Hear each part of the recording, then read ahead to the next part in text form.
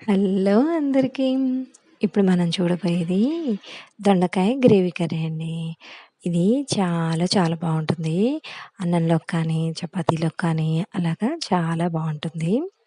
దీనికి కావాల్సిన పదార్థాలు ఉల్లిపాయి, పచ్చిమిర్చి, కొత్తిమీర, వేరుశనగపప్పు, జీలకర్ర, ఉప్పు, వెల్లుల్లి.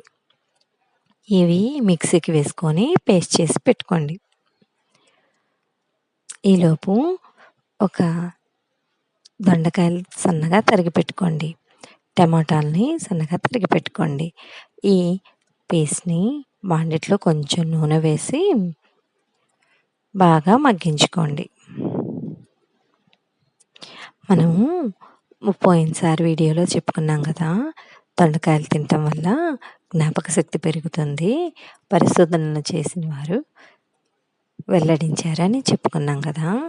అదేవిధంగా దొండకాయలని తరచూ తినాలి అంటే ఏదో ఒక రకంగా మార్చి మార్చి చేసుకోవాలి కదండీ! అందువల్ల ఇలా చేసుకోండి. చాలా బావుంటుంది.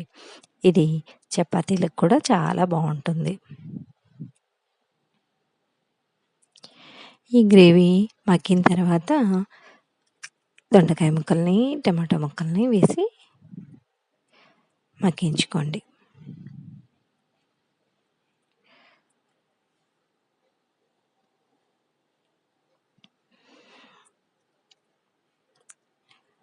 ఇవి చక్కగా ఉడికేటప్పుడే దాంట్లో కొంచెం ఉప్పు, కొంచెం కారం, పసుపు, గరం మసాలా వేసుకోండి. ఇప్పుడు ఉప్పు, కారం అనేది మనము ఇందాక పచ్చిమిర్చి కొంచెం ఉప్పు వేసాం కాబట్టి అవి 2 కొంచెం చూసి వేసుకోండి.